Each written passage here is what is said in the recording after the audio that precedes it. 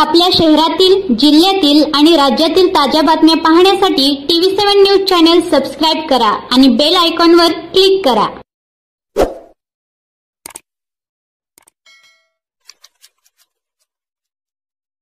अध्यक्ष, आज तुमचा सांगोला इथे नितीन भाऊ रणदिवे मित्र परिवाराकडून एवढा मोठा वाढदिवस केलेला आहे, काय भावना आहे तुमच्या एकंदरीत एवढे युवक जमा झाले? खरं तर माझ्या वाढदिवसाला एक तरण्याबांड तरुण, एक चळवळीची जाण असणारा, बहुजनाची जाण असणारा आणि अडचणींच्या काळामध्ये धावून जाणाऱ्या असा नितीन रणदिवे सारख्या कार्यकर्त्यांना माझा वाढदिवस साजरा झाला। खरंच माझं मन भरून आलं आणि खूप आनंद झाला मला।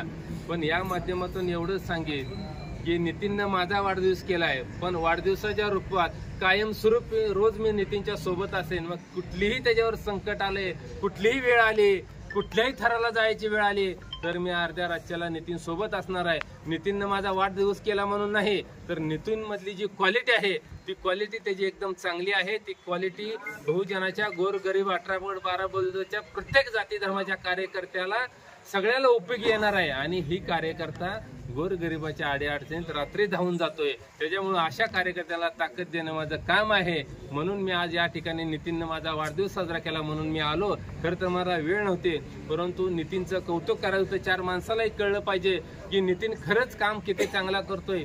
2 महिन्यापूर्वी नितीननं इथल्या तहसील ऑफिस, पंचायत समितीवर मोर्चा काढला होता की नुसते फक्त दलित समाज असेल किंवा कोळीमाळी धनगर असतील असं नाही, तर घरकुल ही प्रत्येक जाती धर्माच्या माणसाला त्याची क्वालिटी बघून त्याला घरकुल दिली ती शासनाने। परंतु शासनामधले काय भ्रष्ट, काय नालायक अधिकारी जी खुर्चीवर बसले ते त्यांनी घरकुलच्या नावाखाली पाक उपसली गेली। शासनाच्या तिजोरीवर, शासनाच्या मालमत्तेवर दरोडा टाकला, पण कुठल्याही घरकुलधारकाला त्यांनी वाळू दिलं नाही। पण नितीन सारख्या फकड्यानं या गोरगरिबासाठी आंदोलन केले, मोर्चा काढला, शासनाला वेटीस धरलं, परंतु तरी देखील ह्या गेंड्याच्या कातड्याने सरकारने जाग आली नाही, त्यांना घरकुल दिलं नाहीत, वाळू पोच केली नाही। परंतु मी आज देखील नितीनसाठी खास मी कलेक्टर ऑफिसला गेल्यानंतर माहिती घेतली की बाबा नितीन आंदोलन सांगोल्यामध्ये एवढे केले होते, का त्यांना वाळू मिळाली नाही, तुम्ही जी वाळू आजपर्यंत उचलली ती कुणाकुणाला वाळू दिली त्याची माहिती द्या म्हणून त्यांना धारव धरले,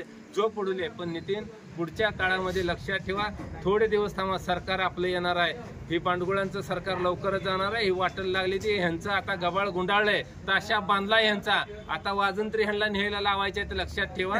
त्याच्यामुळे पुढच्या काळामध्ये घरकुल नुसतं वाळू नाही, शासनाने वाळू दरवाजात घरकुलवाले टाकली पाहिजे, ही व्यवस्था आपण करूया।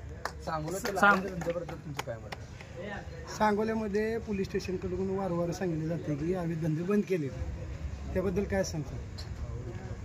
खरं तर आता तुम्ही पत्रकार बंधू आहे, तुम्हाला माहिती आहे शासन दरबारी बसलेले अधिकारी काय पद्धतीचे आहेत, काय नाही हे तुम्हाला माहिती आहे, सामान्य लोकांना माहिती आहे, अधिकाऱ्यांना नाही का माहिती? अधिकारी एवढा मोठा तालुक्याच्या चार्ज घेतल्या आहोत, तालुक्यामध्ये कुठल्या गावात, कुठल्या गल्लीत कधी कोण उठतंय, कोण झोपतंय हे अधिकाऱ्यांना सगळं माहिती आहे। एवढा मोठा शासनाच्या मालमत्तेवर दरोडा टाकते हे दिसत नाही? त्यांच्या डोळ्याला काय दिसत नाही? अंधारे आले, त्यांना डोळ्यात कचरा गेलाय?